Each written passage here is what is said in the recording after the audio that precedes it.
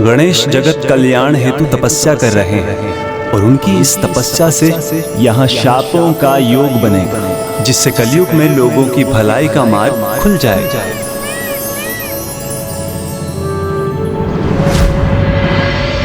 लीजिए प्रभु, आपका ये चित्र पूर्ण हो गया और आपकी मोहक छवि मुझे इसमें स्पष्ट दिखाई दे रही है। किंतु आप यहाँ साक्षात अपनी राधा के पास क्यों नहीं है, मेरे प्रभु श्री परम कृष्ण?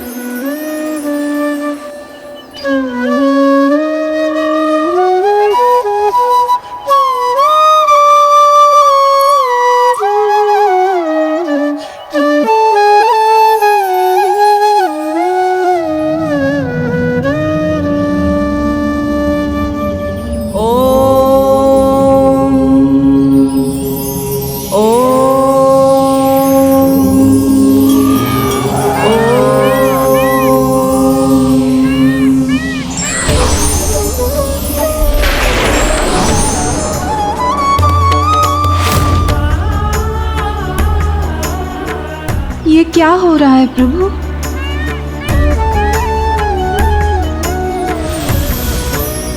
प्रभु,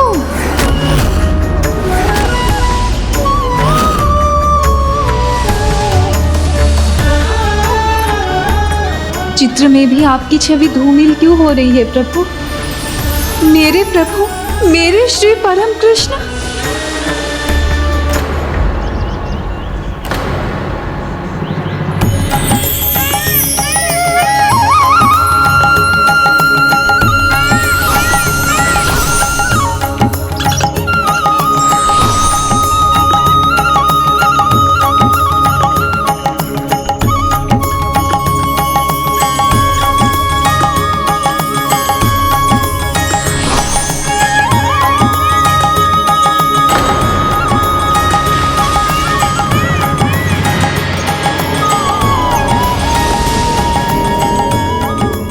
ये क्या हुआ? राधा मैया उनकी छवि प्रभु से दूर कैसे हो गई?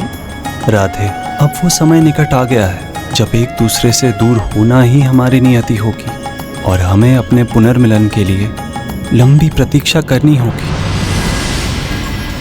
नहीं प्रभु, ऐसा संभव नहीं। आपकी राधा आपसे दूर नहीं हो सकती। एक तो ये लीला और उस पर आज फिर भोर से दोपहर हो गई, परंतु मुझे आपके दर्शन पाने का सौभाग्य नहीं मिला। मेरे साथ ये अन्याय क्यों प्रभु? कदाचित आपको मुझसे प्रतीक्षा करवाने में आनंद आने लगा है, परंतु आज मैं प्रतीक्षा नहीं करने वाली। आप जहाँ भी हैं वहीं पहुँचकर आपसे उत्तर लूंगी।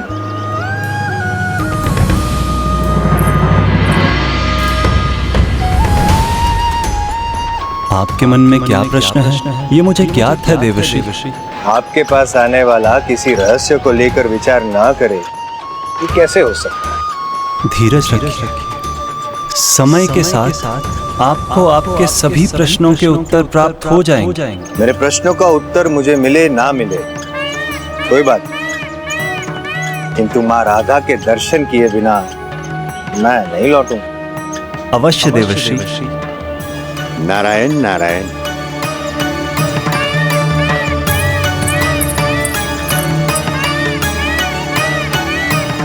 प्रभु, एक प्रश्न और है। आज आपके परम मित्र सुदामा, जो यहाँ के द्वारपाल होते हैं, वो दिखाई नहीं दे रहे। देवर्षि, यदि आपको सुदामा जी से भेंट करनी है तो पहले आपको गोपी तुलसी को ढूंढना होगा, क्योंकि जहाँ तुलसी रहती है सुदामा जी भी वहीं पाए जाते हैं।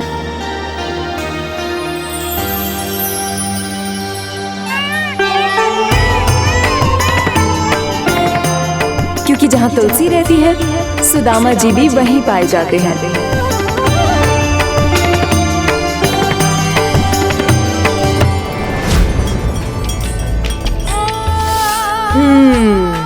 ये स्वादिष्ट है, इसे रखती हूँ। तुलसी, तुमने अपने फलों की टोकरी तो बहुत अच्छे से सज्जित की है ना? सुदामा जी का इतना ध्यान है तुम्हें? क्यों? सुदामा जी क्यों? मेरा उनसे क्या संबंध है? मैं ना उनका विचार करती हूँ, ना ही उनका कोई कार्य। मेरा तो सर्वस्व प्रभु को न्योछावर है। मेरे मन मंदिर में उन्हीं की मूरत है, सुदामा की नहीं। अब चलना चाहिए, कहीं विलंब ना हो जाए। ये फल शीघ्र ही प्रभु कृष्ण को जो पहुंचाने हैं।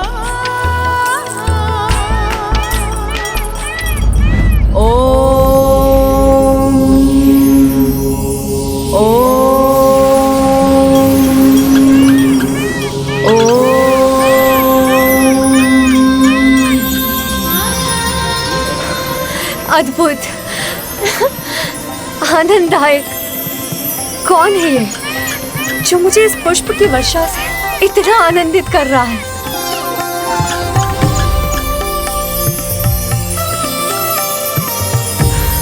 इतना सुंदर मोरपंख, इसे तो मैं ही रखूंगी।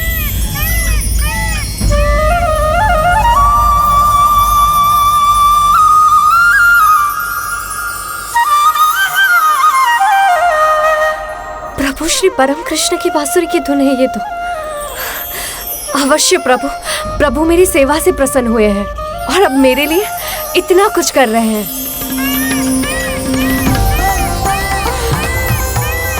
इतने सारे मोरपंख, ये सब मेरे होंगे। अवश्य इसके पीछे प्रभु है, वो स्वयं है यहाँ।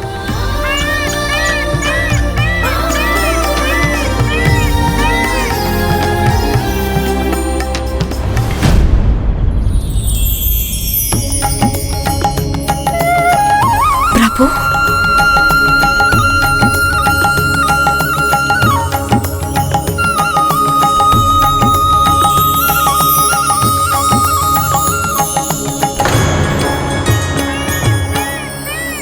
आप सुदामा जी, ये उचित नहीं है।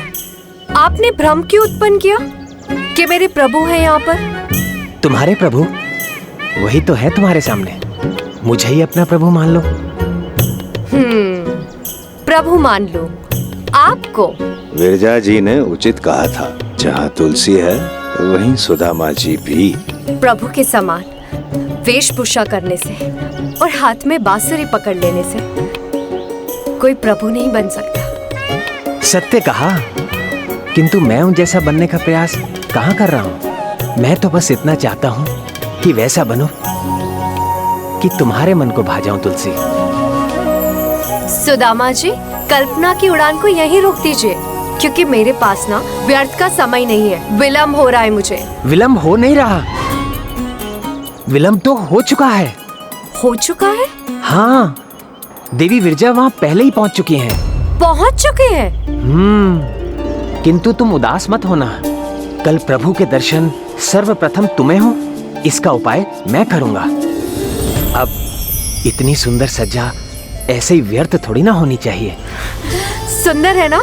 हाँ, मुझे तो ये सब सुंदर लग रहे हैं। ये फलों की डलिया भी, ये सज्जा भी, और उसे सज्जित करने वाले ये हाथ भी। वो तो कमल के उस डंठल के समान है जो अपनी सुंदरता से परम श्री कृष्ण का भी मन मोह लेते हैं। और जिसके हाथ इतने सुंदर हों, उसकी तो सुंदरता का वर्णन ही नहीं किया जा सकता। उसकी सुंदरता तो भोर के सूर्य के समान दमकती है, और मुस्कुराहट ऐसी जैसे प्रकृति खिल उठी हो। और जो इस फूलों की डलिया को सज्जित करने वाली है, उसके नेत्रों का तो बखान मैं क्या ही करूं। जैसे ओस की बूंदें सीप के भीतर मोती बनकर अपनी चंचलता का परिचय दे रही हूं।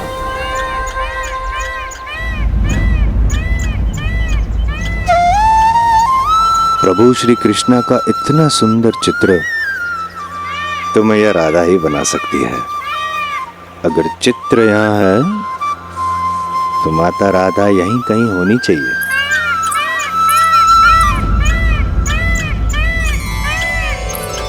और उनकी गहराई जैसे क्षीर सागर के समान हो। सुदामा जी, मेरे प्रभु श्री परम कृष्ण कहाँ हैं? भीतर बाहर से जो सुंदरता का सागर हो, बस निहारते रहने का ही मन करे। तुलसी, तुमने मेरे प्रभु श्री परम कृष्ण को कहीं देखा है?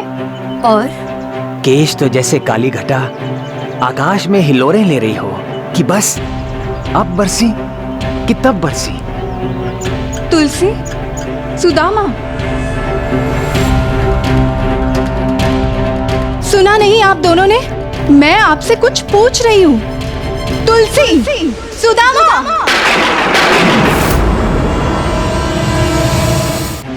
कहाँ है मेरे प्रभु श्री परम कृष्ण? ओह, लगता है प्रभु ने आज भी राधा मैया से प्रतीक्षा करवाई है। अब मैया का क्रोध उन पर फटे, उसे रोकने के लिए मुझे ही कुछ करना पड़ेगा। मैया, प्रभु तो यहाँ नहीं है। हाँ, मैं तो स्वयं उन्हें ढूंढ रही थी, वो कहीं दिखे ही नहीं। मैंने तो स्वयं उनके लिए फल भी सजाए हैं। मैया, कदाचित आप उन्हें यहाँ ढूंढ रहे हैं, किंतु वो आपको वहाँ ढूंढ रहे होंगे।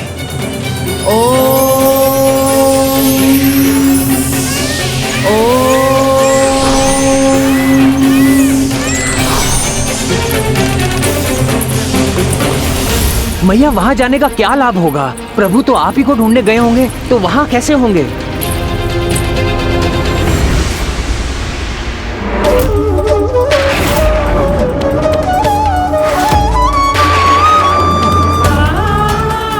अच्छा, तो ये कारण है मेरी प्रतीक्षा का। विरजा ने आपको रोक कर रखा है यहाँ।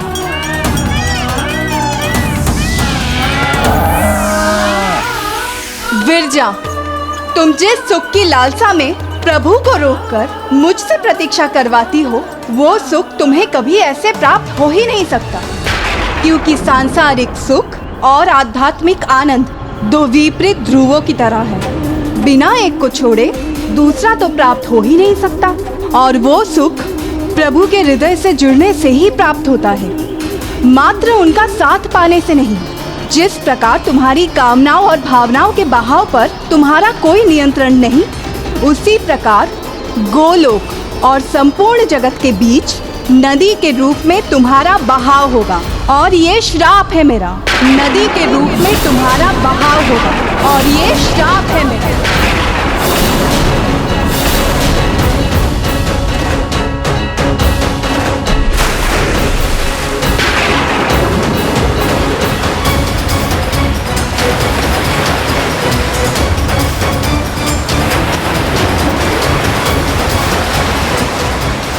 गणेश की ऊर्जा से यहाँ शापों का योग बनेगा, यहाँ शापों का योग बनेगा।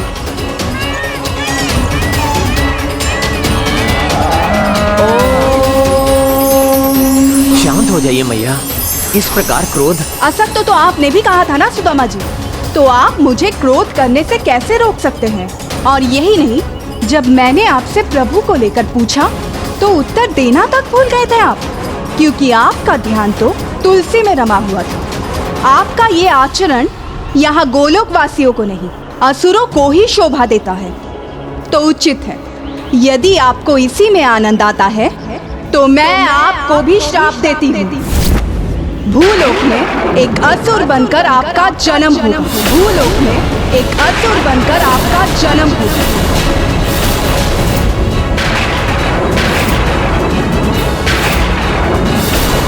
और जो दरिद्रता आज आपने अपने स्वभाव में दिखाई है, वो उससे भी अगले जन्म में आपके साथ रहेगी, जब आप एक दरिद्र ब्राह्मण के रूप में जन्म लेंगे।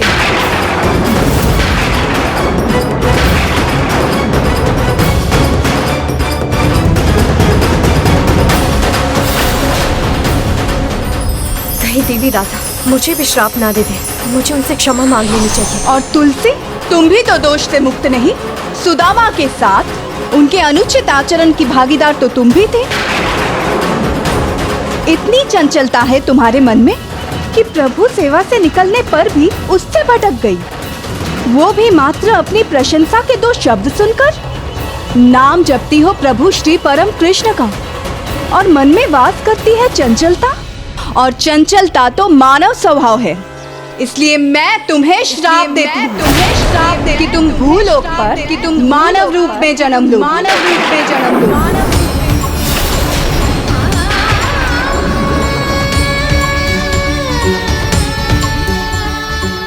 ये न्याय नहीं, अन्याय है। हमसे भूल हुई है, ये मैं स्वीकार करता हूं, किंतु आपने भी क्षमा करने के स्थान पर, हमें समझाने के स्थान पर, हमारी भूल सुधारने के स्थान पर इतने कठोर दंड दे दिए, श्रापों का चक्र चला दिया। और प्रभु आपने भी इस अन्याय में मैया का साथ दिया, शांत रहकर ये होने दिया। एक बार भी मैया को रोका नहीं आपने। तो यदि मैं श्राप का भागी हूं, तो आप भी श्राप के भागी हैं। तो आप भी श्राप के भागी, तो आप भी श्राप के भागी, तो आप भी श्राप के भागी। आप अपने प्रभु के लिए अपने प्रेम भाव के कारण देवी तुलसी के प्रति मेरे प्रेम को समझने में असमर्थ रहे और भूलोक में जन्म लेने का श्राप देकर हम दोनों को दूर कर दिया। उसी प्रकार मैं भी आपको श्राप देता हूँ। आप दोनों को भी भूलोक में जन्म लेना होगा। भूलोक में जन्म लेना होगा। आप दोनों को भी वियोग सहना होगा। वियोग सहना होगा। वियोग सहना होगा। हाँ मैया, प्रभु श्री परम कृष्ण और आपको एक दूसरे से बिछोह की पीड़ा सहनी होगी। बिछोह की पीड़ा सहनी होगी। बिछोह की पीड़ा सहनी होगी।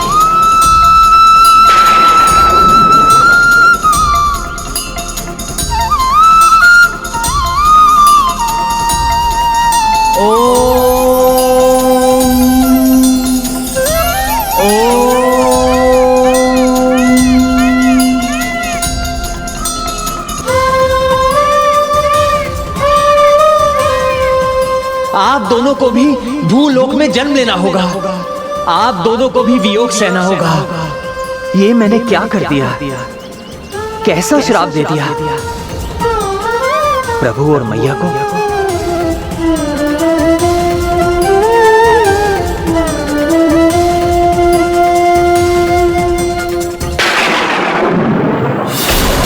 नहीं राधे।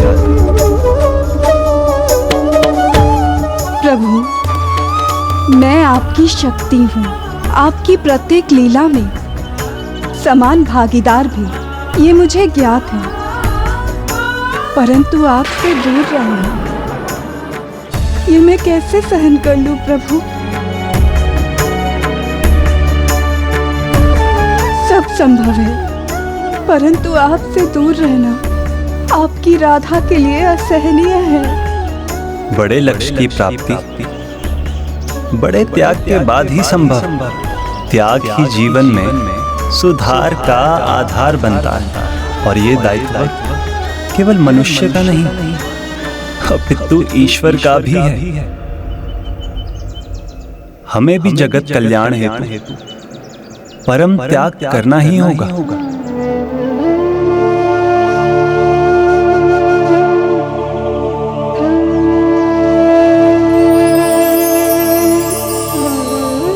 ये कैसा अनिष्टकारी श्राप दे दिया मैंने आप दोनों को। मैया, आपने सत्य ही कहा था। मैंने आसुरी स्वभाव का परिचय दिया है, इसलिए मेरा जन्म असुर कुल में ही होना चाहिए। इसी योग्य हूं मैं, इसी योग्य। मुझे क्षमा कर दीजिए प्रभु, मुझे क्षमा कर दीजिए।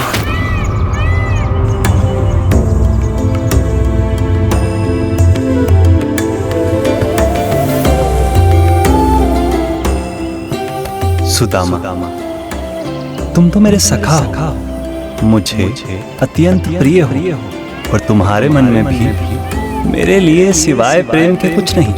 फिर तुम मेरे साथ कुछ अनुचित कैसे कर सकते हो? आज यहाँ जो भी हुआ वो नियति के अनुसार ही हुआ। वो नियति जिसे स्वयं प्रभु श्री गणेश ही निर्धारित करते हैं, जिसे वही लिखते हैं।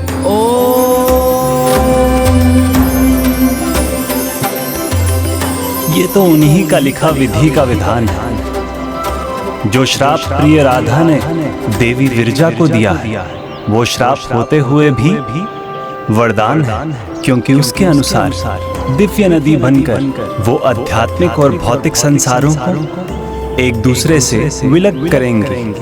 अब गोलोक में उन्हीं को प्रवेश मिलेगा जो सांसारिक सुखों के प्रति अपने सभी आकर्षणों को त्याग कर अध्यात्म की भावना और पूर्ण भक्ति और निष्ठा से विरजा नदी को पार कर आगे बढ़ेंगे। और राधा ने तुम्हें जो श्राप दिया है सुदामा, वो तुम्हारे लिए भी वरदान ही होगा। जिसे तुम वियोग समझ रहे हो, वो वियोग नहीं, तुम दोनों के मिलन का संयोग प्रकट करेगा।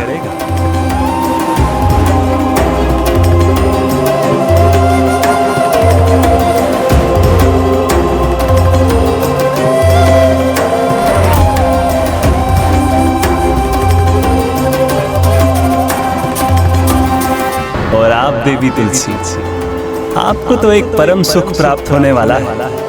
इस श्राप के कारण मेरे एक दिव्य रूप में आपको मेरा सानिध्य प्राप्त होगा और इस प्रकार आपकी प्रबल कामना भी पूर्ण हो जाएगी।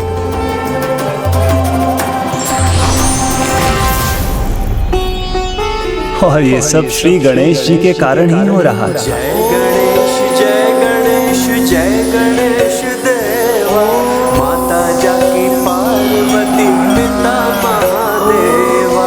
जय गणेश जय गणेश जय गणेश देवा, माता जाकी पार्वती पिता महादेवा। विसूचिका के रूप में करकटी को गणेश जी ने पराजित तो किया, किंतु वो मानव जाति का संकट बनी रहेगी, विशेष रूप से कलयुग में। और इसलिए गणेश जी की तपस्या के परिणाम स्वरूप आप विसूचिका से उत्पन्न रोगों की औषधि बनेंगे। मानव जाति के कल्याण हेतु आपका जन्म दिव्य तुलसी पौधे के रूप में होगा। और मैं शालिग्राम रूप में प्रकट होऊंगा। सुंदर काया, ये श्रापों की वृष्टि देगी जग को छाया। जय गणेश जय गणेश जय गणेश देवा, माता जाकी पार्वती पिता महादेवा। निर्मल हृदय और प्रेम से परिपूर्ण मैया राधा का हृदय है, उनका तो श्राप भी वरदान है प्रभु। और मैं ये कैसी मूर्खता कर बैठा। मेरा श्राप तो श्राप ही रहा ना प्रभु। नहीं सखा सुदामा, ये भी नियति का ही भाग है। अब आपके श्राप के फल स्वरूप मैं भी अपना कर्तव्य निभा सकूंगा। और मेरा कर्तव्य तो स्पष्ट है। यदा यदा हि धर्मस्य ग्लानिर्भवति भारत, अभ्युत्थानम धर्मस्य तदात्मानं सृजाम्यहम्। परित्राणाय साधूनां विनाशाय च दुष्टतां, धर्म संस्थापनार्थाय संभवामि युगे युगे।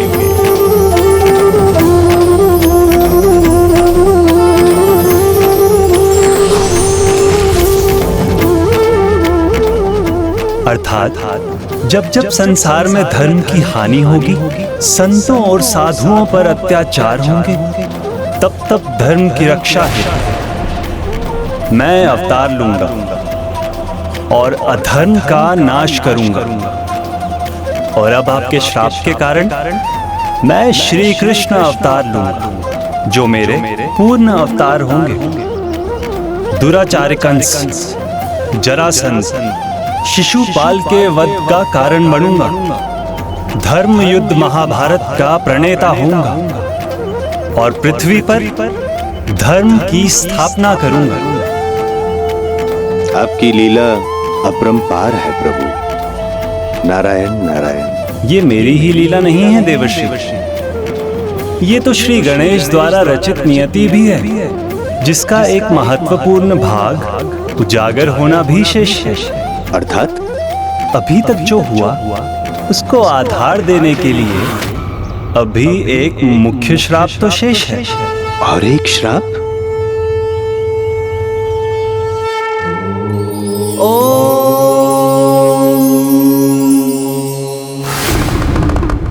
स्वामी पुत्र गणेश यहाँ नहीं है।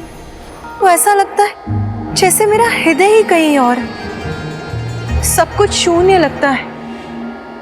स्वामी, कब पूर्ण होगा उसका तप? प्रिय, अभी तक तो आपके पुत्र के तप का एक ही भाग पूर्ण हुआ है, और जब तक मां की इच्छा पूर्ण न हो तब तक पुत्र का तप संपन्न कैसे हो सकता है? आपके हृदय में उसकी विवाह की कामना है प्रिय, तो तब तक उसका तप निरंतर चलता रहेगा जब तक उसके विवाह का मार्ग न खुल जाए। ये तो बहुत अच्छा होगा प्रभु, किंतु इस तप के कारण अब ऐसा क्या होने जा रहा है? तपस्या सच्चे मन से हो तो उससे प्रत्यक्ष या अप्रत्यक्ष रूप में सदा अच्छा ही फल प्राप्त होता है। तो फिर गणेश के तप से तो संसार की भलाई का ही मार्ग खुलेगा। ओम नमो भगवते वासुदेवाय नमः। हमारी चिंता का कारण बन रही है इन दोनों की तपोशक्ति, जिसमें निरंतर वृद्धि हो रही है। ओम नमो भगवते वासुदेवाय नमः। ओम नमो भगवते वासुदेवाय नमः। ओम नमो भगवते वासुदेवाय नमः। उसकी तप की ऊर्जा तो अब असहनीय होती जा रही है। हाँ वरुण देव, इन दोनों की तपोशक्ति में मेरी अग्नि से भी अधिक ऊर्जा है। इस स्थिति में तो हम स्वर्ग के भीतर भी प्रवेश नहीं कर सकेंगे। तो कौन मिटाएगा हमारे इस विघ्न को? विघ्नहर्ता प्रथम पूज्य गणेश जी अपनी तपस्या में लीन है। इस समस्या का निवारण करने के लिए हमें उनके पास जाना होगा जिनकी ये दोनों तपस्या कर रहे हैं, प्रभु श्री हरि नारायण। अब मात्र वो ही इस समस्या का समाधान सुझा सकते हैं।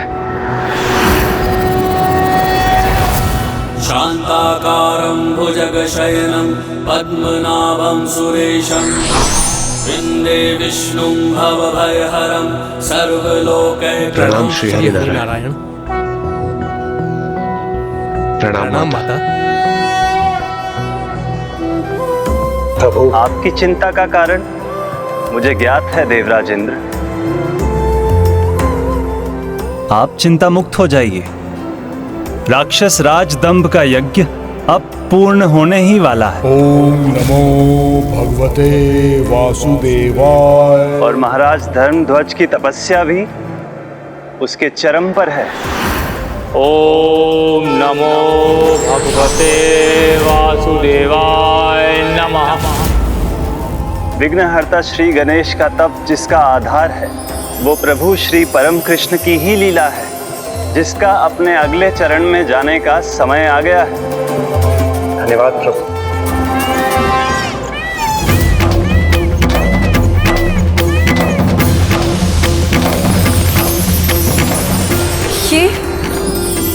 ये क्या हो रहा है मेरे साथ? मुझे भी विचित्र अनुभव हो रहा है।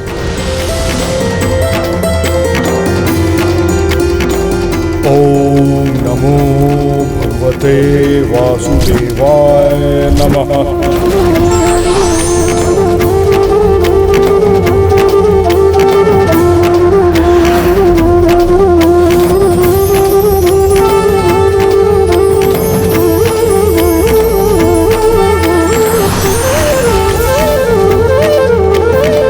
संतान प्राप्ति के लिए आपने इतने वर्षों मेरा तप किया, तो अब उस तप के फल को प्राप्त करने का समय आ गया है।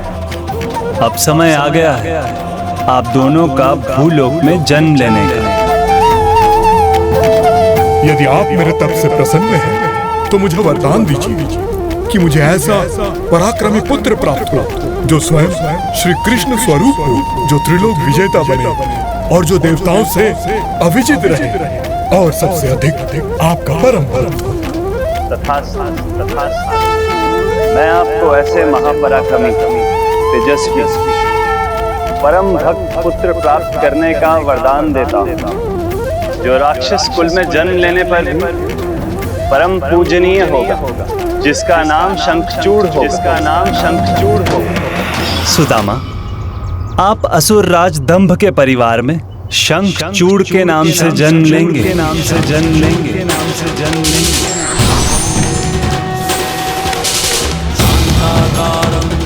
मैं आपके तप से प्रसन्न हूँ और आपको वरदान देता हूँ, आपके कुल में एक तेजस्विनी पुत्री का जन्म होगा। एक ऐसी पुत्री जो यशस्वी होगी, पवित्रता की प्रतीक होगी, जिसका नाम तुलसी होगा। तुलसी होगा।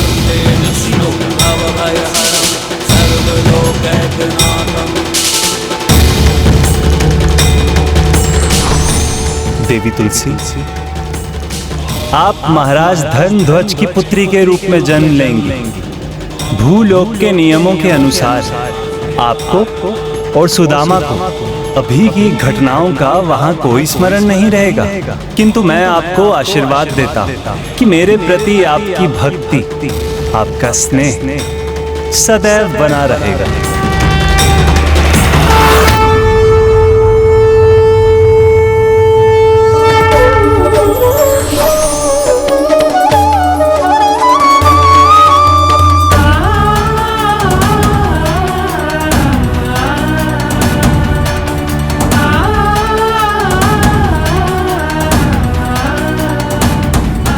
गणेश जी, मैंने अपना कर्तव्य पूर्ण किया। अब आपको तुलसी को पौधे के रूप में जन्म लेने हेतु मार्ग प्रशस्त करना होगा।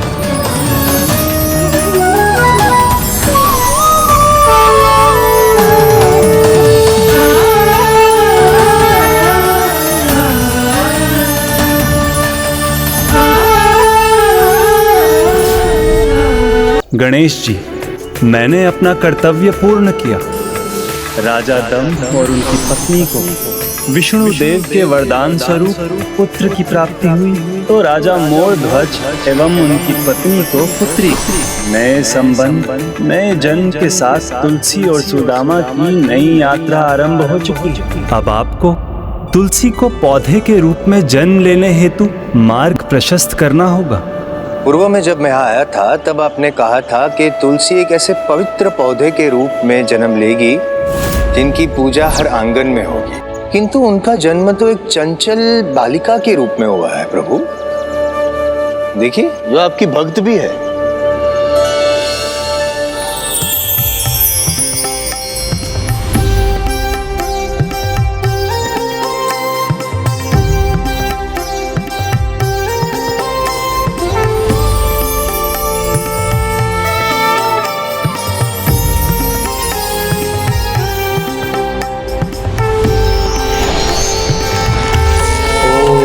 नमो भगवते वासुदेवाय नमः।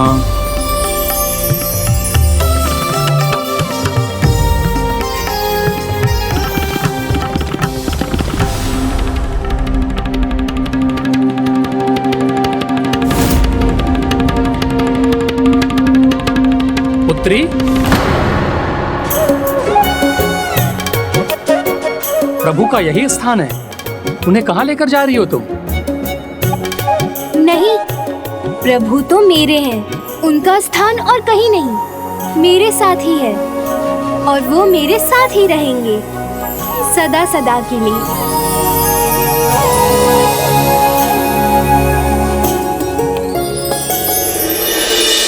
उचित कहा था ना मैंने प्रभु, अत्यंत चंचल बालिका है वो। अब ऐसी चंचल बालिका एक पौधे का रूप कैसे धारण करेगी प्रभु? देवर्षि, समय की धारा इस जीवन को उस पड़ाव पर भी ले जाएगी। कदाचित आप भूल रहे हैं, मैंने भी यही कहा था। अभी और भी श्राप शेष, अभी और भी श्राप शेष। मैं बड़ी हो जाऊंगी ना पिताश्री, तो इन प्रभु की प्रतिमा को भी अपने साथ अपने कक्ष में ले जाऊंगी।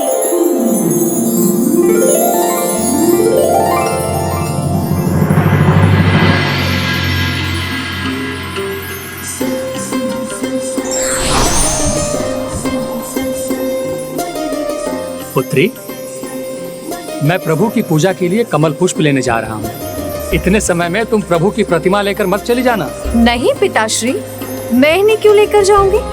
एक दिन ना स्वयं प्रभु मेरे पास आएंगे। मेरा तो सर्वस्व प्रभु को न्योछावर है। मेरे मन मंदिर उन्हीं की मूरत है।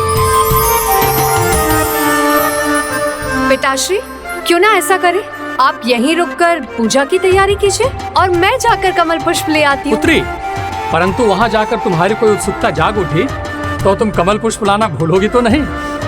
नहीं नहीं पिताश्री, मैं शीघ्र ही लौट आऊंगी।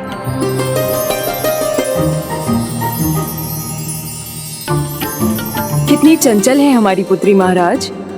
विवाह योग्य हो गई है, किंतु इसके चंचल स्वभाव में लेश मात्र की कमी नहीं आई है।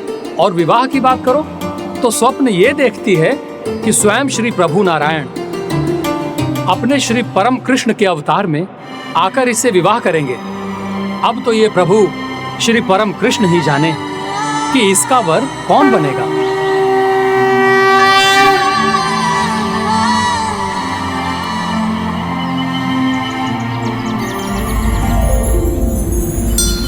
इतने सारे कमल पुष्प हैं इस जलाशय में।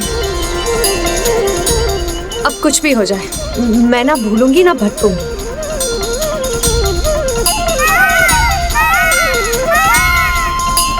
मयूर,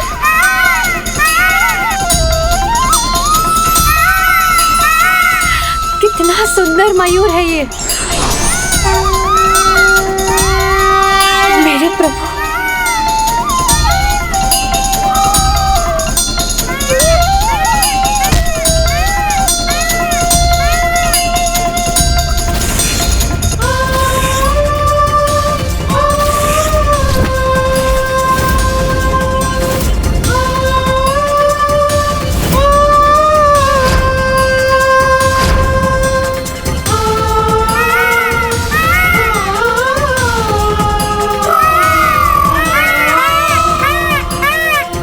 प्रभु, मेरे प्रभु श्री कृष्ण है यहाँ।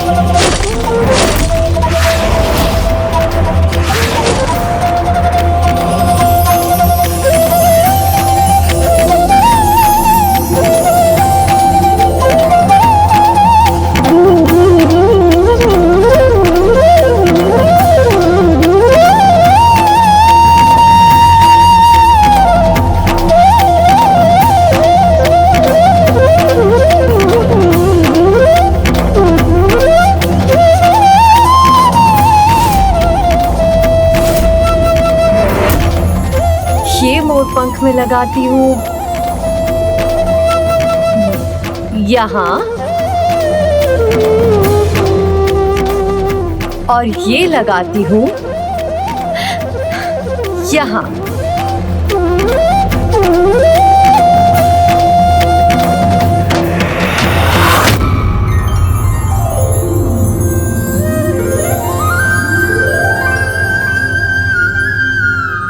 मेरे प्रभु अब और भी सुंदर लगने लग गए ना।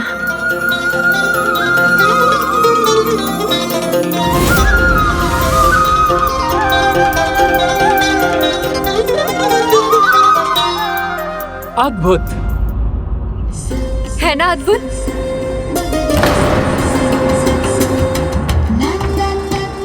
पुष्प लाना फिर भूल गई ना? मुझे क्षमा कर दीजिए पिताश्री। वो क्या है ना, मुझे प्रभु के प्रिय मोर पंख दिखाई दिए, फिर मैं स्वयं को कैसे रोक सकती थी, तो उन्हें ही ले आई। मेरी प्रिय पुत्री तुलसी, चंचल स्वभाव की अधिकता भ्रमित कर देती है, लक्ष्य से भटकने पर विवश कर देती है। नाम जपती हो प्रभु श्री परम कृष्ण का और मन में वास करती है चंचलता जो तुम्हें सदा अनुचित ही करवाएगी। और तुमने तो इतना बड़ा लक्ष्य सोच रखा है, स्वयं प्रभु को पाने का।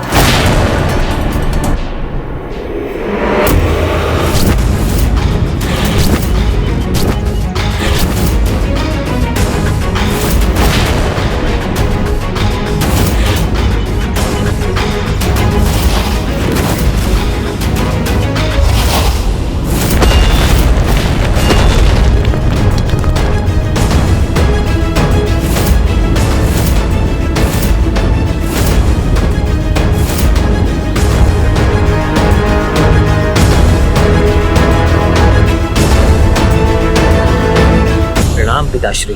पुत्र शंखचूड़, तुम तो बाल्यकाल से ही अस्त्र शस्त्र का अभ्यास कर रहे हो, किंतु मात्र अस्त्र शस्त्र ही तुम्हें विजयी नहीं बनाएंगे। जब लक्ष्य बड़ा हो तो छोटा नहीं सोचना चाहिए और लक्ष्य तक पहुंचने से पहले रुकना भी नहीं चाहिए। तुम्हें तो त्रिलोक विजेता बनना है, उसके लिए तुम्हें असीम बल, अनंत ज्ञान और एक बड़ा वरदान चाहिए, जिससे तुम देवताओं के अस्त्रों से ही नहीं अपितु स्वयं त्रिदेवों से भी सुरक्षित रहोगे। उचित है पिताश्री। उसके लिए मुझे क्या करना होगा? तुम्हें अपने मन को बहुत स्थिर रखना होगा पुत्री, अन्यथा अपने चंचल स्वभाव के कारण तुम इस लक्ष्य को कभी भी प्राप्त नहीं कर पाओगी। तो मैं क्या करूं पिताश्री? अपने चंचल मन, चंचल स्वभाव को कैसे नियंत्रित करके अपने लक्ष्य पर एकाग्र रहूं? तप से, क्योंकि तप ही एक ऐसा मार्ग है जिस पर चलकर मनुष्य कुछ भी प्राप्त कर सकता है। देखो पुत्र, अब तुम्हारा पुण्य स्थल पुष्कर की यात्रा करने का समय आ गया है। वहां जाओ और वहां जाकर ब्रह्मदेव की तपस्या करो और मनोवांछित वरदान प्राप्त करो। पुत्री, यदि तुम वास्तव में प्रभु को अपने वर के रूप में पाना चाहती हो तो तुम्हें अपने चंचल स्वभाव का त्याग कर माँ गंगा के पावन तट पर जाकर प्रभु श्री हरि नारायण की उपासना करो।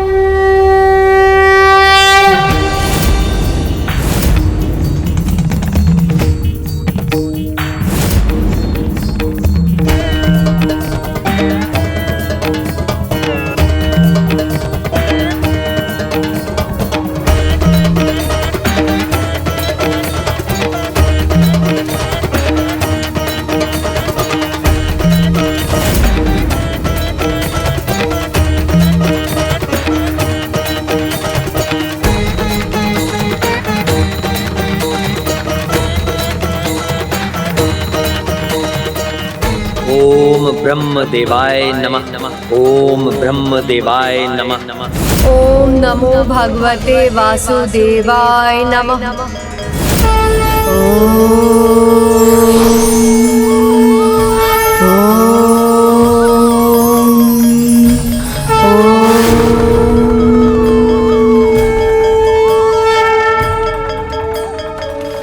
तब तक उसका तप निरंतर चलता रहेगा जब तक उसके विवाह का मार्ग न खुल जाए।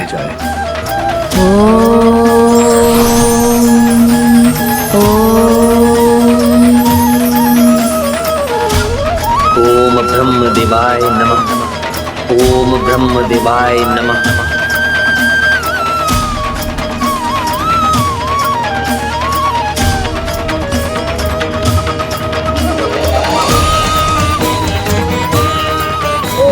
नमो भगवते वासुदेवाय। कृष्णाय नमो नमः।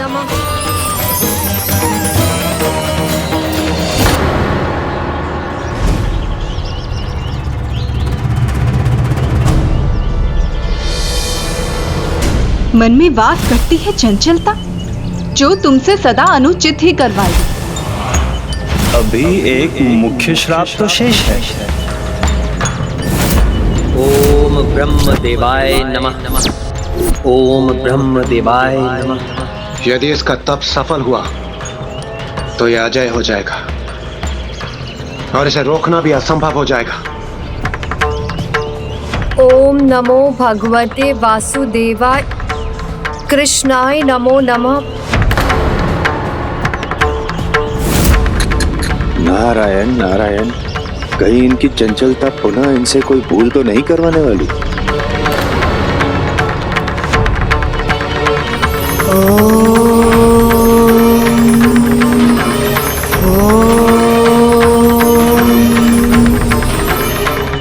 देखना यह है कि इसका तप सफल हो पाता है या नहीं। ओम ब्रह्म देवाय नमः। ओम नमो भगवते वासुदेवाय कृष्णाय नमो नमः।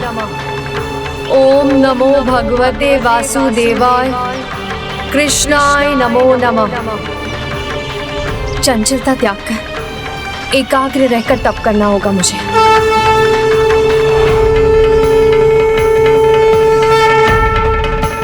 ओम नमो भगवते वासुदेवाय कृष्णाय नमो नमः। ओम नमो भगवते वासुदेवाय कृष्णाय नमो नमः। नारायण नारायण, मन की चंचलता पे नियंत्रण पाना इनके लिए सरल नहीं है। इसीलिए अनेकों मुद्राओं के पश्चात भैरव मुद्रा में अब जाके स्थिर हुई है।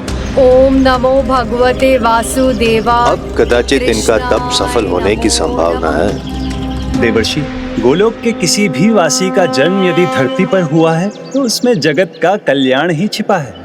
तुलसी के जन्म के पीछे भी धरती और धरती वासियों को विसूची का जैसे संक्रमण से बचाने का महान उद्देश्य है। और आज जो भी घटित होगा वो तुलसी के जन्म को सार्थक बनाने के साथ साथ गणेश के विवाह का मार्ग प्रशस्त करने के लिए भी होगा।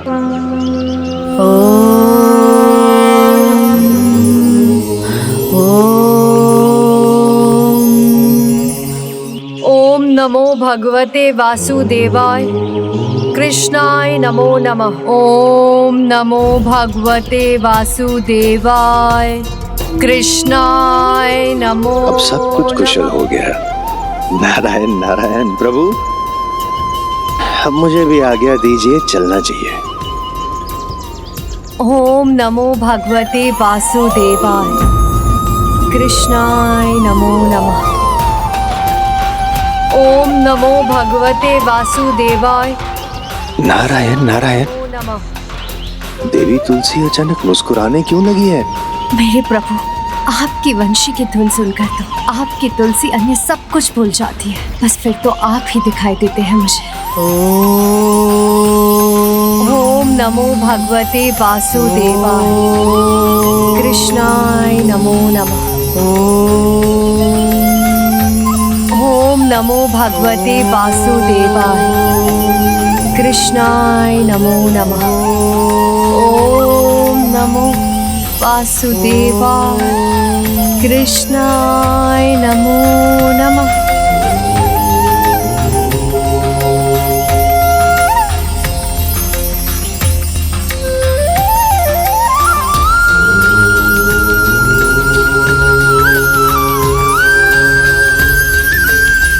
कहीं देवी तुलसी का ध्यान तो नहीं भटक रहा है?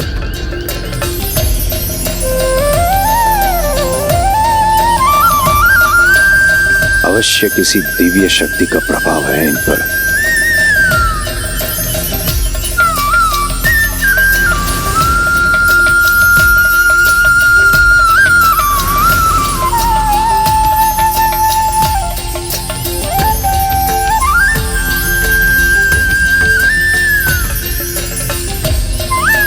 ओम सिद्धि बुद्धि सहिताय महागणपतये नमः। अद्भुत दृश्य है, किंतु कुछ स्पष्ट दिखाई नहीं दे रहा है। कौन है वहाँ? कौन है इस दिव्य ऊर्जा के स्रोत? ब्रह्म रूपाय विष्णु रूप स्वरूपाय नमस्ते अद्भुत अद्भुत है आपकी लीला, अद्भुत है आपका परम ब्रह्म स्वरूप। महागणपतये नमः।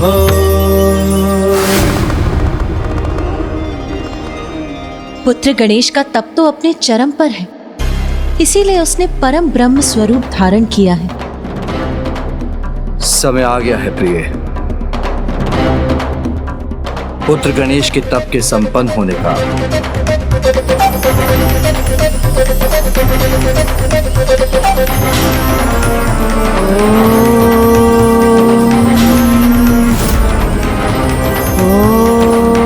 ओम ब्रह्म देवाय नमः।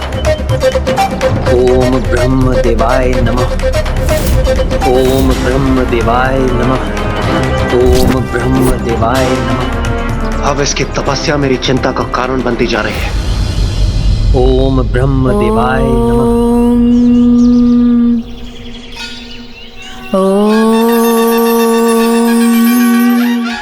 विघ्नहर्ता प्रथम पूज्य गणेश जी की तपस्या हमारे समस्त विघ्नों को दूर करेगी।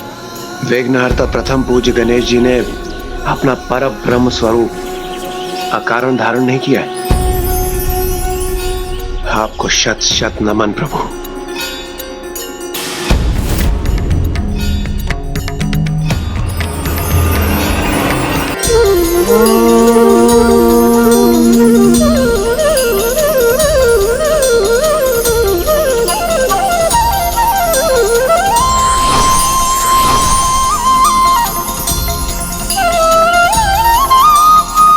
परम कृष्ण,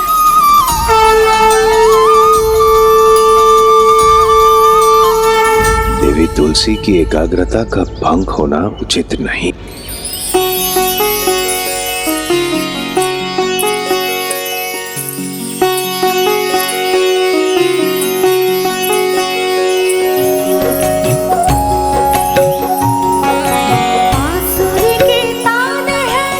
मेरे प्रभु, आपकी मुरली की धुन तो आपके आदेश के समान है। आप आदेश दे, आप बुलाएं मुझे और मैं ना आऊं, ये कैसे संभव है? और प्रभु, मैं जानती थी आप आएंगे, मेरे लिए आप अवश्य आएंगे। आपकी मुरली की धुन, उसका सम्मोहन, उसका अद्भुत आकर्षण, मन करता है बस उसमें रम जाऊं, बह जाऊं, खो जाऊं।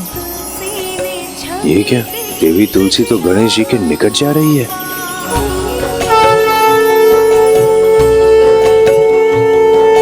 गणेश अपने परम ब्रह्म स्वरूप में है। तप की ऊर्जा ने अद्भुत दिव्य स्वरूप धारण कर लिया है। अवश्य ही कुछ विशेष घटित होने वाला है। ये कैसी चंचलता का प्रभाव है देवी तुलसी पर? ये गणेश जी के तप स्थल की ओर क्यों बढ़ती जा रही है?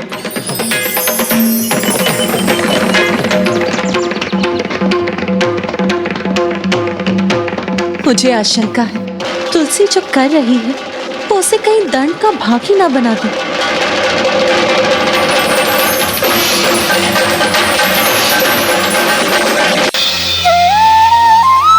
मेरे प्रभु, मेरे परम कृष्ण, मेरा मन तो कब से आप में ही रमा हुआ है। मेरे प्रभु, मेरे परम कृष्ण, आपने मुझे दर्शन प्रदान कर धन्य कर दिया। बाल्यकाल से आप ही की तो प्रतीक्षा कर रही हूँ प्रभु। अब तो लगता है ये एक जन्म की नहीं, जन्म जन्मांतर की प्रतीक्षा है प्रभु।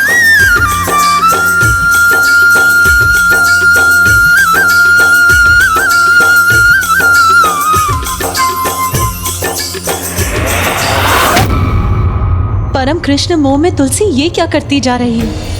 कहीं उससे पुत्र गणेश का तप ना भंग हो जाए।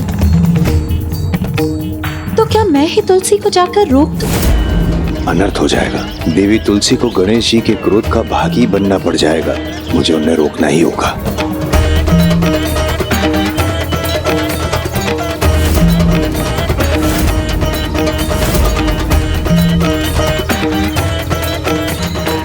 रुक जाइए प्रिय, रुक जाइए देवर्षि। नियति के विधान में बाधा मत डालिए।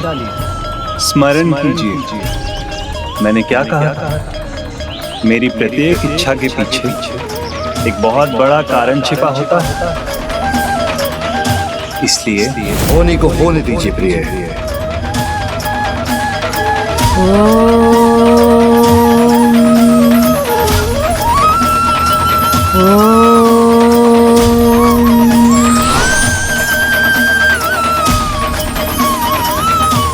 अद्भुत, सर्वथा अद्भुत। आपको शत शत नमन प्रभु।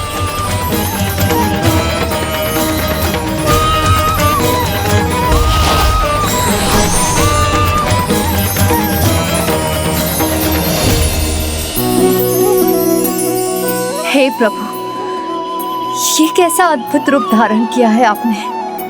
अपने प्रभु के प्रति ये कैसी आस्था है तुलसी की कि गणेश के दर्शन होने पर भी उसे गणेश में भी श्री परम कृष्ण का ही आभास हो रहा है।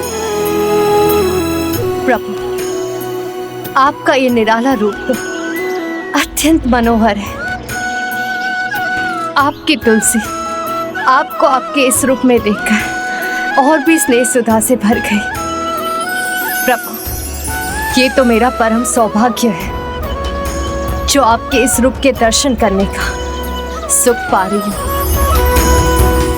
वही कृष्ण रंग, वही मोर मुकुट, वही बंसी, वही मुख का तेज। हे परम ब्रह्म गणेश जी, आपके दिव्य दर्शन प्रभु श्री कृष्ण रूप में पाकर हम धन्य हो गए।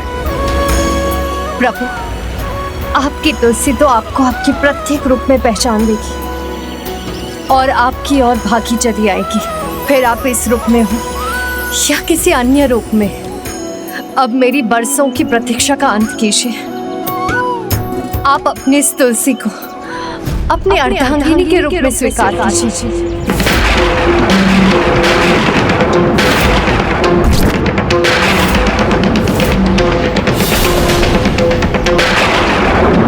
ये क्या कह दिया तुलसी ने?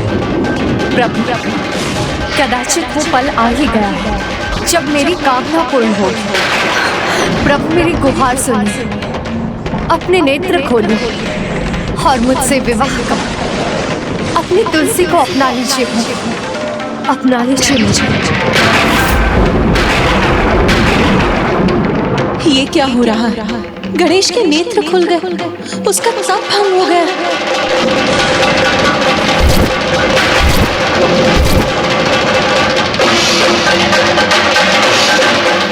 प्रभु, आपने मेरी विनती सुन ली। आपकी स्नेहपूर्ण दृष्टि से आपकी तुलसी धन्य हो गई।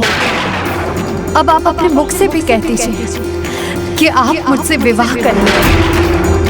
आप मुझे अपनी अर्धांगिनी के रूप में स्वीकारेंगे। विवाह यही चाहती है ना आप, और इसके लिए आपने ना समय देखा, ना कार्य देखा, ना मेरी साधना देखी, ना धीरज धरा। अपनी इच्छा, अपने स्वार्थ के लिए एक तपस्वी का तप भंग किया है आपने। ये तो घोर उद्दंडता है। उद्दंडता? नहीं प्रभु, आपकी तुलसी आपके साथ उद्दंडता की कल्पना भी नहीं कर सकती। मेरे प्रभु श्री परम कृष्ण, ये मेरी उद्दंडता नहीं, ये तो मेरा प्रेम है प्रभु। मैं तो सदा से आपके प्रेम में रमी हूँ। अब और प्रतीक्षा नहीं कर सकती। मुझे स्वीकार कीजिए स्वामी, स्वीकार कीजिए मेरे प्रेम भरे आग्रह को प्रभु। प्रेम नहीं देवी, ये भ्रम है आपके मन का।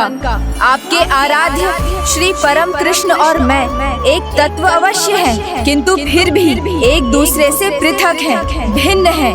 किंतु प्रभु, तत्व ही तो सत्य है। जल हिम हो या बाष्प, रहता तो जल ही है ना। जब मुझे आप में मेरे प्रभु श्री परम कृष्ण दिखाई दे रहे हैं, तो मैं आप में और उनमें क्या भेद करूं? नहीं देवी, ये भ्रम ही है आपका। एक तत्व होते हुए भी जल, हिम और वाष्प के गुण भिन्न हैं। क्या प्यास लगने पर आप वाष्प का पान कर सकती हैं? क्या हिम से आप स्नान कर सकती हैं? इसलिए तत्व एक है, किंतु कारण भिन्न है। आप उसमें भेद ना कर सकी, यही आपका भ्रम है, जिसे मैं सर्वथा अस्वीकार करता हूँ।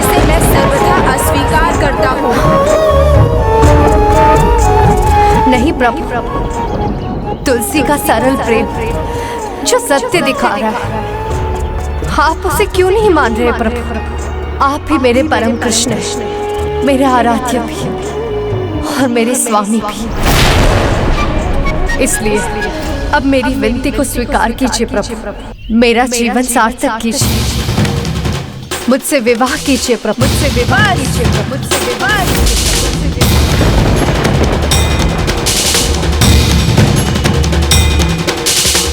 देवी, बार बार एक ही भूल कर रही हैं आप। मैं विवाह की कोई इच्छा नहीं रखता, आजीवन ब्रह्मचर्य व्रत का पालन करने का इच्छुक हूँ। और आप मेरे स्पष्ट करने पर भी बार बार विवाह का प्रस्ताव रख रही हैं, वो भी मेरी तपस्या भंग करने के पश्चात। मेरा क्रोध मत जगाइए देवी, जाइए, चली जाइए यहाँ से। आपका ये उद्दंड आचरण कहीं आपको मेरे श्राप का भागी ना बना दे, इसलिए आपसे पुनः आग्रह करता हूँ, चली जाइए यहाँ से, इसके पहले कि मैं आपको श्राप दे दूँ।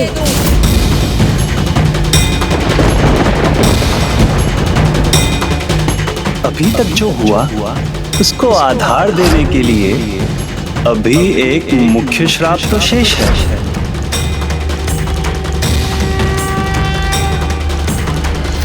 प्रभु, जब से चेतना पाई तब से प्रभु श्री परम कृष्ण के प्रति समर्पण का भाव है मेरे मन में। सदा से उन्हीं को पूछती आई हूँ प्रभु, मेरी भोर भी उन्हीं के नाम से होती है और मेरी संध्या में भी मेरे मन में मेरी जिह्वा पर उन्हीं का नाम है प्रभु। उन्हीं को पाने की इच्छा से सारे सुखों को त्याग कर मैं यहाँ तपस्या करने आई हूँ प्रभु। क्या इसीलिए कि जब मैं आपके निकट पहुंचूं तो आप ब्रह्मचर्य की इच्छा का कारण बता मुझे ठुकराते, मेरे विवाह प्रस्ताव को निष्ठुरता से अस्वीकार कर? नहीं प्रभु, मेरा प्रेम सरल अवश्य है, किंतु इस प्रकार आपके द्वारा अपमान की योग्य नहीं। आप क्या श्राप देंगे मुझे? मेरे पावन प्रेम, मेरे अतुलित स्नेह, मेरे संपूर्ण समर्पण का अपमान करने के लिए मैं श्राप दूंगी आपको, मैं श्राप दूंगी आपको। यदि मेरा कृष्ण प्रेम सत्य है, यदि प्रभु के लिए मेरी श्रद्धा, मेरी भक्ति सच्ची है, तो आपको केवल अपना ब्रह्मचर्य ही भंग नहीं करना होगा, अपितु एक नहीं 2 विवाह करने होंगे। ये श्राप है तुलसी का, 2 विवाह करने होंगे, ये श्राप है तुलसी का।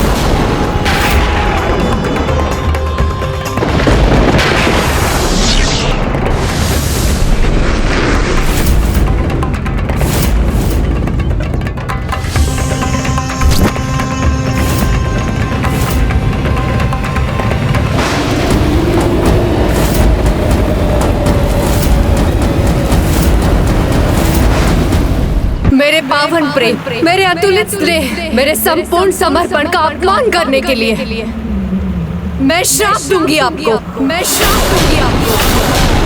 यदि मेरा कृष्ण प्रेम सत्य है, तो आपको केवल अपना ब्रह्मचर्य ही भंग नहीं करना होगा, अपितु एक नहीं 2 विवाह करने होंगे। ये श्राप है तुलसी का, 2 विवाह करने होंगे। ये श्राप है तुलसी का।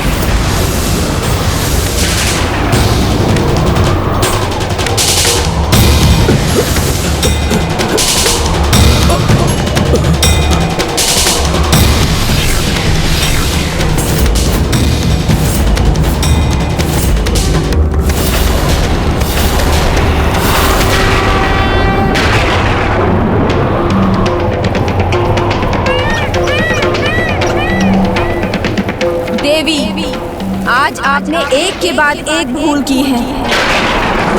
पहली भूल, जब आपने अपना तप भंग किया।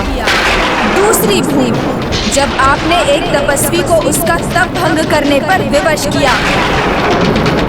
तीसरी भूल, जिन प्रभु परम कृष्ण के प्रति आप तन मन धन से समर्पित होने की बात कहती हैं, उन्हें भूलकर किसी अन्य को विवाह प्रस्ताव दे दिया। और चौथी भूल, मुझे ब्रह्मचर्य व्रत का पालन करने की इच्छा रखने वाले बालक को दो विवाह करने का श्राप दे दिया।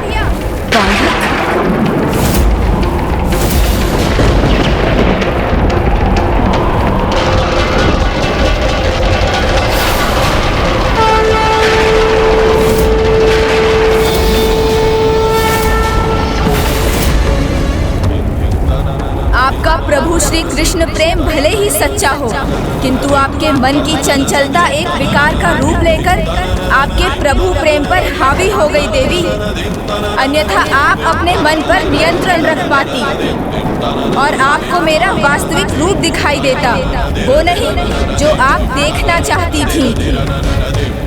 और आप मुझे देखते ही पहचान जाती कि मैं कौन हूँ।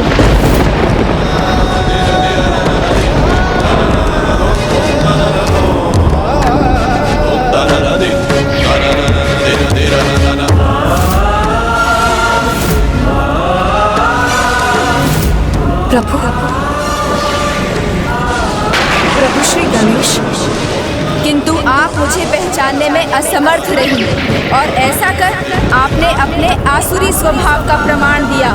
आपका मेरे अर्थात गणेश पूजा में कोई स्थान नहीं होगा।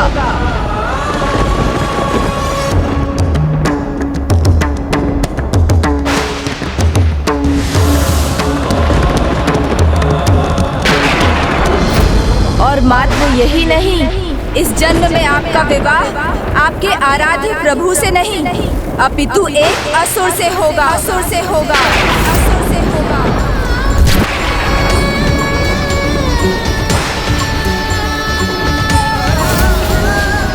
मैं तुम्हें श्राप देती हूँ कि तुम भूलोक पर मानव रूप में जन्म लोगी और तुम्हारा विवाह एक असुर से होगा। चंचल स्वभाव के अधिकार भ्रमित कर देती है, लक्ष्य से भटकने पर विवश कर देती है। तब तो मन को बहुत स्थिर रखना होगा पुत्र, अन्यथा तुम इस लक्ष्य को कभी भी प्राप्त नहीं कर पाओगे। भूल हुई मुझसे, बहुत बड़ी भूल। मेरी चंचलता के कारण ये क्या कर बैठी मैं।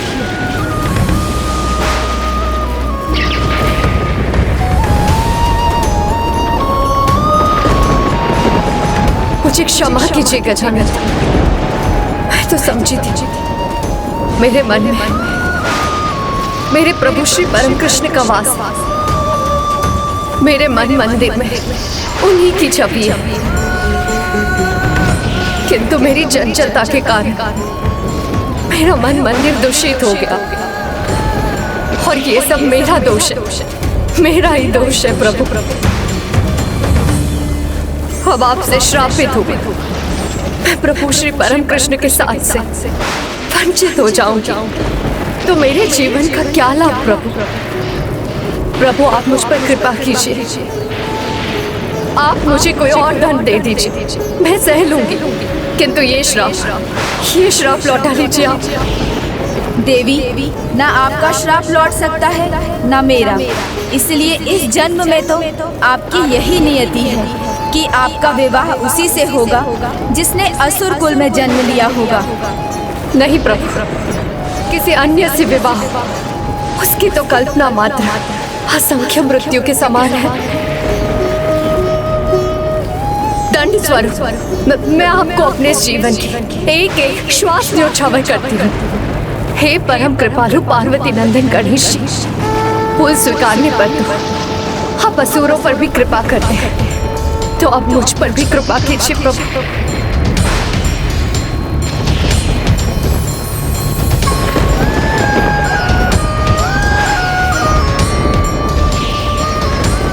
प्रभु आप तो क्षमा कर्म है, क्षमा सागर, क्षमा के धाम है, तो मुझे भी क्षमा दान दे प्रभु।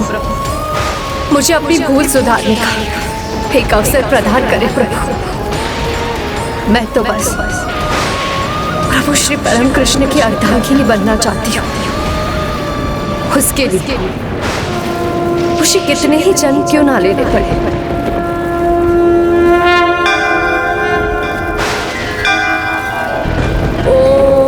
वक्रतुंडेक गणपते वर वरद सर्व जन्म में वशमाने नमः। ओम वक्रतुंडेक गणपते वर वरद सर्व जन्म में वशमाने नमः।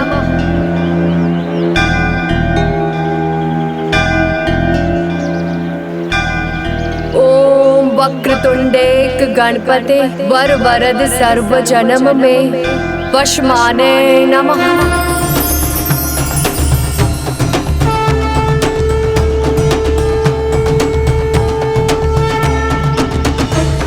देवी, अपनी भूल स्वीकार कर सच्चे मन से की गई क्षमा याचना और अपने प्रभु, अपने आराध्य के प्रति आपकी अटूट स्नेह और उनकी पत्नी बनने की आपकी प्रबल आस से मैं अत्यंत प्रभावित हूँ। किंतु तब भी अपने शाप को रोकना मेरे लिए संभव नहीं।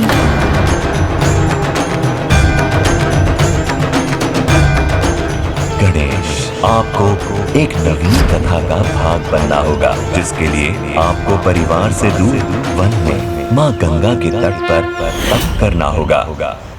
हाँ, एक वरदान मैं आपको अवश्य दे सकता हूँ। शीघ्र आपका जन्म एक दिव्य पौधे के रूप में होगा, जिसका नाम भी तुलसी ही होगा, जिसका नाम भी तुलसी ही होगा।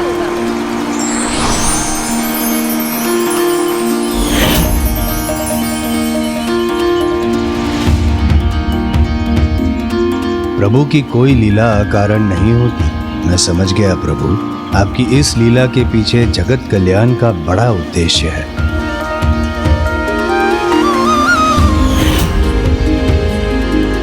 और उस पौधे के रूप में आपका जिस घर में वास होगा, वहाँ आपकी पूजा होगी। किंतु बस मेरी पूजा में ही तुलसी पौधे का निषेध होगा।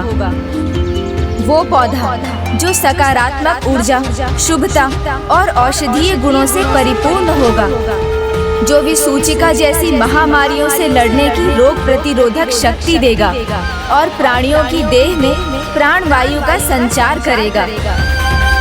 और उस दिव्य पौधे के रूप में आप पर आपके प्रभु, आपके आराध्य की कृपा भी होगी। देवी तुलसी, आप इस दिव्य पौधे के रूप में प्रभु श्री कृष्ण के शालीग्राम रूप की अर्धांगिनी बनने का सौभाग्य प्राप्त करेंगी।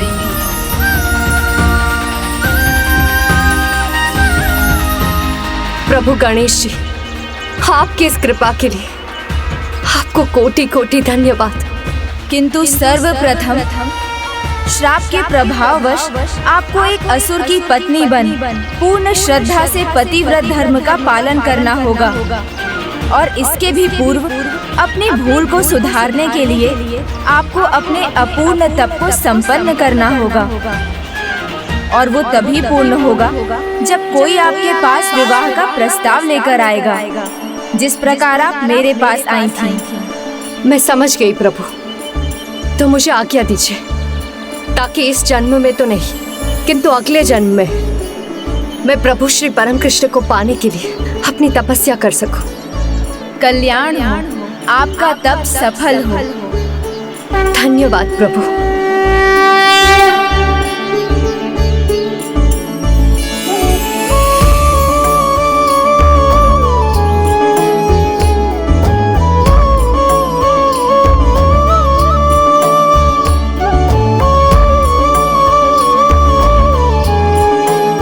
विघ्नहर्ता गणेश का आशीष व्यर्थ नहीं जाएगा। हे श्री गणेश, आपका कोटि कोटि धन्यवाद। आपकी तपस्या से मेरे पूर्ण अवतार का मार्ग ही नहीं खुला, अपितु जगत को पवित्र तुलसी पौधा पाने का मार्ग भी मिल गया। और आपने अपनी साधना से मेरे अंश शालीग्राम के आविर्भाव का उपाय भी कर दिया। मैं अत्यंत प्रसन्न हूँ और आपका कृतज्ञ भी। प्रभु श्री परम कृष्ण, किंतु मैं तो उलझन में पड़ गया ना। मुझे तो 2 विवाह का श्राप मिला है। तप का फल तो मिलना ही था, और कदाचित जो श्राप आपको मिला है वो भविष्य में सभी का वरदान बनेगा। हाँ प्रभु, किंतु भविष्य तो तभी अच्छा होगा जब हम अपने वर्तमान को सुंदर बनाएंगे। इसलिए मुझे वर्तमान को देखना है और वर्तमान में संपूर्ण कैलाश मेरे विवाह की चर्चाओं से गूंज रहा होगा। आज मैं अत्यंत प्रसन्न हूँ। गणेश का विवाह भले ही उसे मिले श्राप के कारण नियत हुआ हो, किंतु एक बात तो तय है, अब वो अपने विवाह को नकार नहीं सकता। और जहाँ तक बात है श्राप की, ये सभी श्राप प्रत्यक्ष या अप्रत्यक्ष रूप में सभी के लिए शुभता का कारण ही बनेंगे। और देवी तुलसी को दिए गए गणेश के आशीर्वाद के कारण शीघ्र हर घर आंगन में तुलसी का पौधा लहलाएगा, जो शुभता और स्वास्थ्य का प्रतीक बन प्रत्येक गृह को निरोग करेगा। इसीलिए देवी तुलसी ने जिस मंत्र का पाठ कर प्रथम पूज्य गणेश का वरदान प्राप्त किया, जिस मंत्र के उच्चारण से उन्होंने कृष्ण पत्नी बनने का आशीष पाया, जो भी भक्त गणेश के उस अद्भुत मंत्र का सच्ची आस्था से उच्चारण करेगा, उसके विवाह में आने वाले सभी विघ्न टल जाएंगे।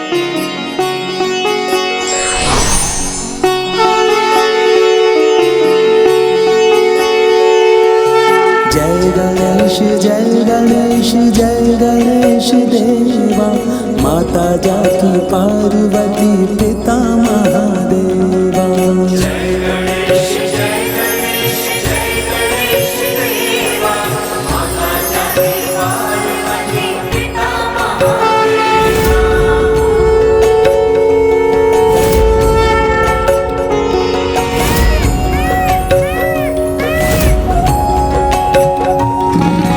तुलसी हर दिशा दिशा कृष्णा पुकार, गजानन को कृष्ण समझे एकटक निहार।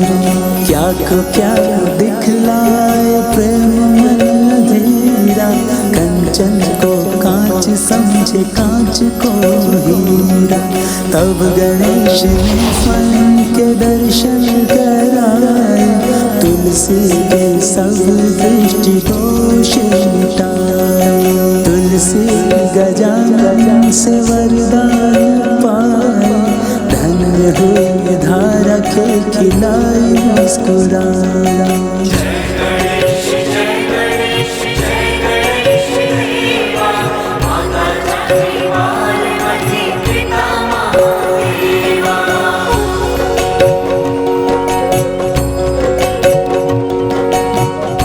हे विघ्नहर्ता, आपके तो स्मरण मात्र से सारे विघ्न टल जाते हैं। प्रभु, मेरा प्रणाम स्वीकार कीजिए और मेरे इस तप को निर्विघ्न संपन्न होने का आशीर्वाद दीजिए। ओम गं गणपते नमः।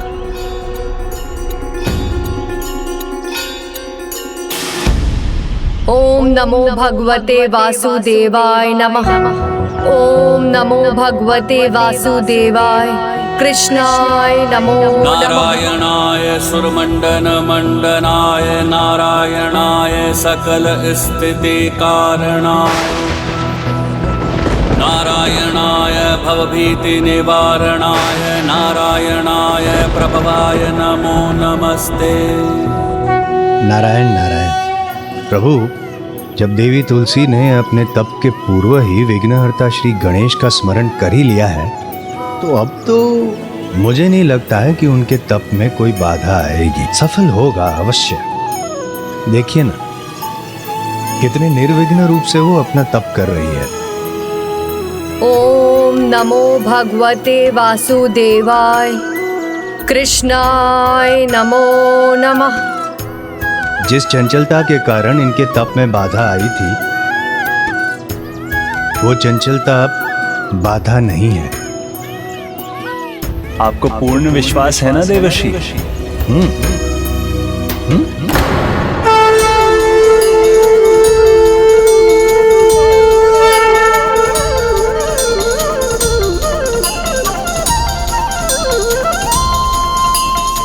प्रभु परम कृष्ण ने अपनी बांसुरी अधरों से लगाई है।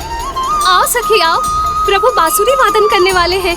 छोड़ो सब काम और चलो मुरलीधर की मुरली की धुन में खोने। ओम नमो भगवते वासुदेवाय कृष्णाय नमो नमः। बांसुरी वादन करने वाले हैं, चलो चलो विलंब मत करो। ओम नमो भगवते वासुदेवाय कृष्णाय नमो नमः। चलो चलो शीघ्रता करें। नमो भगवते वासुदेवाय। नारायण नारायण, देवी तुलसी की ये कैसी परीक्षा ले रहे हैं प्रभु। नमो भगवते वासुदेवाय। देवी तुलसी का ध्यान फिर से भंग तो नहीं हो जाएगा। ओम नमो भगवते वासुदेवाय कृष्णाय नमो नमः। नमो भगवते वासुदेवाय कृष्णाय नमो नमः। ओम नमो भगवते वासुदेवाय कृष्णाय नमो नमः। मयूर जी के आगमन के स्वर से भी उनका ध्यान नहीं टूटा। वासुदेवाय कृष्णाय नमो नमः।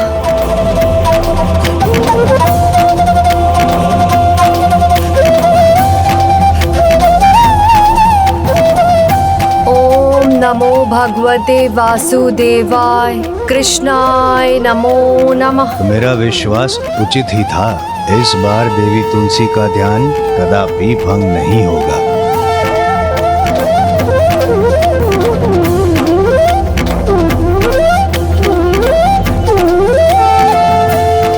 प्रभु, आप ही से सीखा है कि जब कोई दृढ़ निश्चय कर ले तो उसकी एकाग्रता को कोई भंग नहीं कर सकता। देखिए, आपकी मुरली की तान भी इनके तप को भंग नहीं कर पाई। सच सच मैं चिंता कर रहा था देवर्षि। देवी तुलसी और उनके तप को तो विघ्नहर्ता गणेश जी का आशीष प्राप्त, तो अब उनके तप की चिंता तो दूर हुई, किंतु देवताओं को एक दूसरी चिंता अवश्य करनी चाहिए। सुदामा अर्थात शंखचूड़ की तपस्या की। ओम ब्रह्म देवाय नमः। ओम ब्रह्म देवाय नमः। ओम ब्रह्म देवाय नमः। ओम ब्रह्म देवाय नमः। ओम ब्रह्म देवाय नमः। ओम ब्रह्म देवाय नमः। ओम ब्रह्म देवाय नमः। ओम ब्रह्म देवाय नमः। ओम ब्रह्म देवाय नमः। इसके तप का प्रभाव तो निरंतर बढ़ता ही जा रहा है। ऐसा लगता है जैसे इसका तप अपने चरम पर पहुंचने वाला है। इसकी तपस्या कहीं हमारी दुविधा का कारण न बन जाए। वरदान प्राप्त कर कहीं ये हमारे लिए संकट रूपी विघ्न न उत्पन्न कर दे। इसलिए इसके पूर्व के इसका तप संपन्न हो, हमें प्रथम पूज्य गणेश जी के पास जाकर सहायता की गुहार लगानी होगी। आप उचित करें देवराज।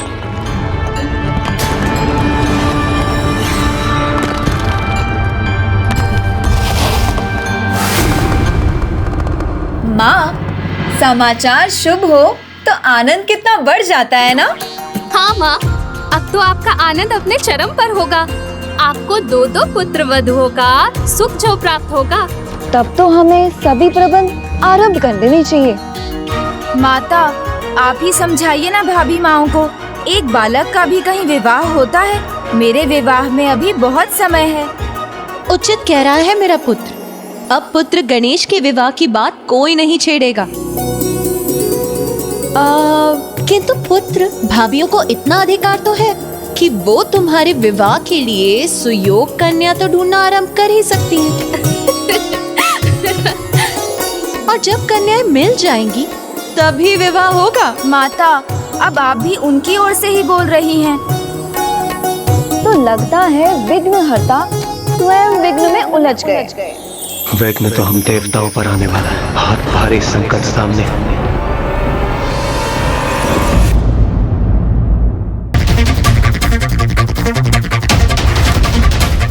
देवराज का प्रणाम स्वीकार कीजिए माता। प्रणाम। प्रणाम पिताश्री। पिताश्री, ऐसा क्या विघ्न आने वाला है जिसकी चिंता आपको यहाँ तक खींच लाई? शंखचूड़, शंखचूड़। ओम ब्रह्म देवाय नमः। ओम ब्रह्म देवाय नमः। शंखचूड़ प्रभु ब्रह्मदेव की कड़ी तपस्या कर रहा है, जिससे वो उनसे मनचाहा वरदान प्राप्त कर सके। उसे उसके तप की शक्ति और भी शक्तिशाली बना देगी। उसके पश्चात हमें उसका वर्चस्व स्वीकार करने के लिए विवश होना पड़ेगा। उसका वध करना तो दूर, हम उसे पराजित भी नहीं कर सकते।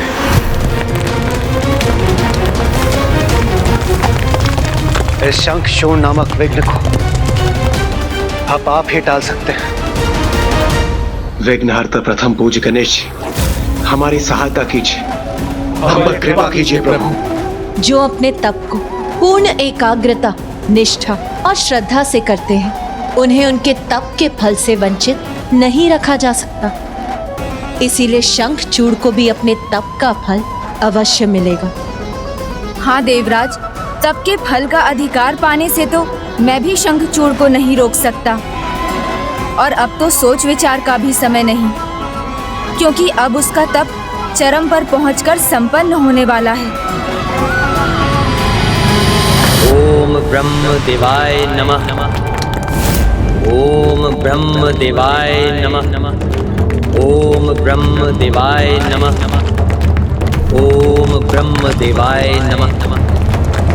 ओम ब्रह्म देवाय नमः। ओम ब्रह्म देवाय नमः। ओम ब्रह्म देवाय नमः।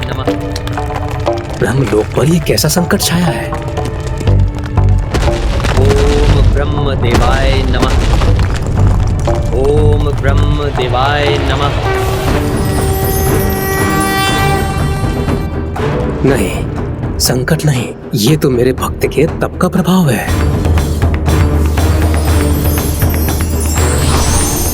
जो अति सुंदर है, सर्वथा अद्भुत है।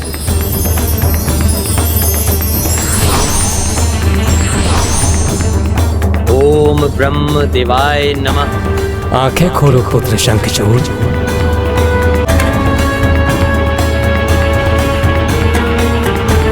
प्रणाम प्रभु ब्रह्मदेव।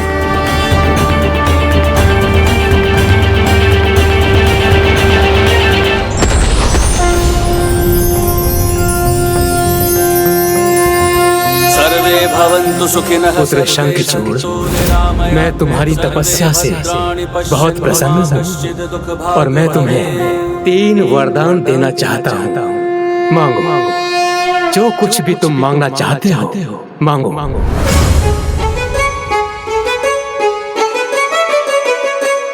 शंखचूड़ का प्रणाम स्वीकार कीजिए प्रभु ब्रह्मदेव। आज आपके दर्शन पाकर आपका ये भक्त धन्य हो गया।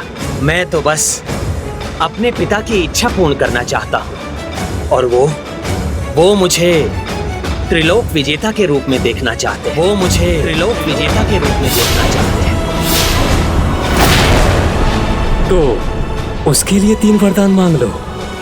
तो हे प्रभु ब्रह्मदेव, मुझे मेरा पहला वरदान दीजिए कि मैं अगले 2 जो भी वरदान मांगूं वो आपके और मेरे सिवाय कोई और ना सुन सके, और मेरे इन वरदानों को आप किसी और के आगे प्रकट नहीं करेंगे, सदा गुप्त रखेंगे।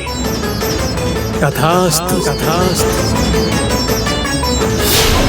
यदि इसके वरदान गुप्त रहेंगे तो हमें यह कैसे ज्ञात होगा कि इसने अपने दूसरे और तीसरे वरदान में ब्रह्मदेव से मांगा क्या है?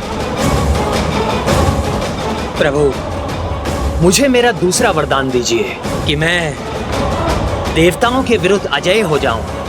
कोई भी देवता मुझे कभी भी परास्त ना कर सके और ना ही कोई हानि पहुंचा सके। तथास्तु, तथास्तु। मैं तुम्हें कृष्ण कवच प्रदान करता हूँ, जो सदा तुम्हारी रक्षा करेगा। उसे स्वयं नारायण भी नहीं भेज सकते, और यदि संयोग से वो कभी तुम्हारे पास से खो जाता है तो भी मैं और नारायण तुम्हें कोई क्षति नहीं पहुंचाएंगे, क्योंकि तुम हमारे परम भक्त हो। किंतु यदि महादेव स्वयं तुमसे युद्ध करने आ गए तो फिर कदाचित उनके हाथों तुम्हारी मृत्यु होगी।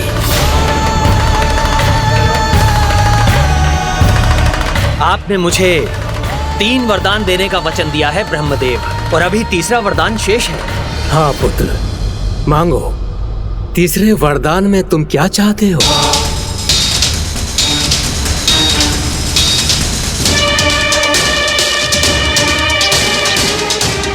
अमृतत्व।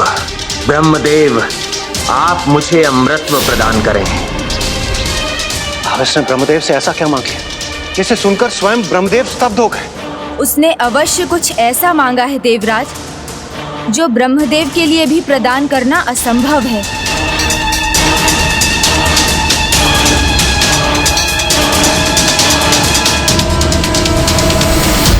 पुत्र शंखचूड़, ये असंभव है। इसके अतिरिक्त तुम कुछ और मांग लो। प्रभु, व्यक्ति वही मांगता है जिसकी उसे आवश्यकता होती है, और आप ही ने कहा है कि मेरी मृत्यु मात्र महादेव के हाथों ही संभव है। उसके अनुसार जो मेरे लिए आवश्यक है वही मांग रहा हूँ। जिसका जन्म हुआ है उसकी मृत्यु भी होगी। जीवन और मृत्यु सृष्टि का नियम है, इसे मैं बदल नहीं सकता। ये वरदान देना मेरे लिए असंभव है। ये नियम और धर्म के विरुद्ध है। धर्म के विरुद्ध तो आपके द्वारा आपके वचनों से पलटना भी है प्रभु। आपने मुझे 3 वरदान देने का वचन दिया है और उसे पूरा करना आपका धर्म है। प्रभु, मुझे तो बस अमृतत्व चाहिए। यदि वो दे सकते हैं तो दीजिए, अन्यथा आप अपने वचन को भंग कर दीजिए।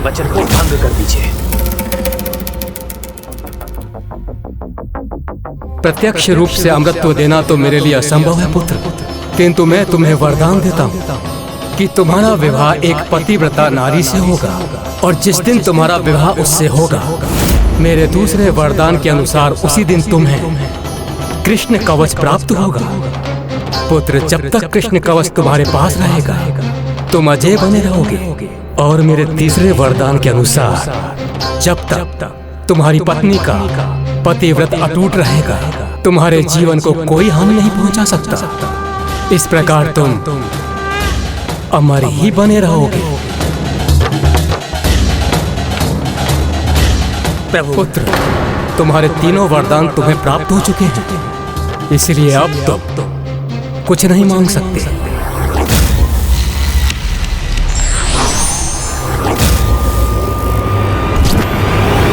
हे गजानन, ब्रह्मदेव ने ससुर को ऐसा कौन सा वरदान दिया होगा? आप निश्चिंत रहिए देवराजेंद्र, वरदान कोई भी हो, उसका लाभ तभी होगा जब कर्म अच्छे होंगे, क्योंकि कर्म अच्छे हो तो श्राप भी वरदान बन जाते हैं, और कर्म अच्छे ना हो तो वरदान भी श्राप में बदलकर काल को ही निमंत्रण देते हैं, मृत्यु का कारण बन जाते हैं।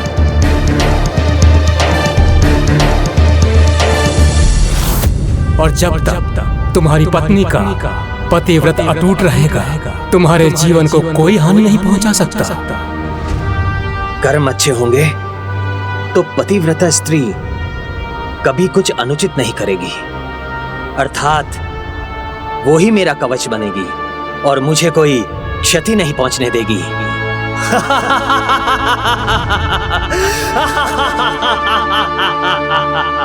देवताओं, मैं शंखचूड़ अजय हो गया, अमर हो गया, और अब तुम सब मेरे प्रहारों से बचने के लिए कवच का निर्माण कर लो, अन्यथा मेरा कवच तो सदा मेरे साथ रहेगा, सदा ही रहेगा।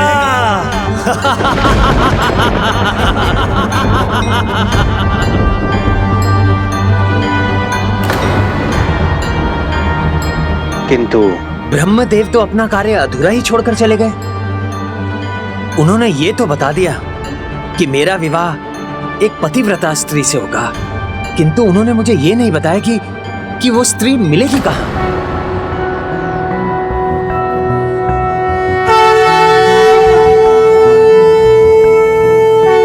ओम नमो भगवते वासुदेवाय, कृष्णाय नमो नमः। ओम नमो भगवते वासुदेवाय, कृष्णाय नमो नमः।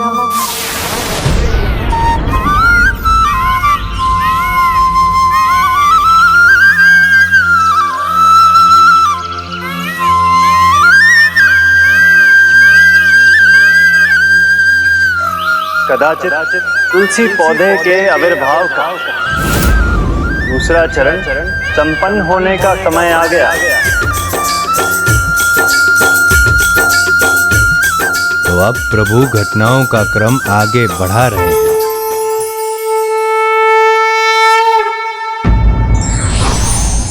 मन को एकाग्र कर दृढ़ निश्चय के साथ जब कोई व्यक्ति अपने कार्य में संलग्न हो जाता है तब सफलता अवश्य प्राप्त करता है।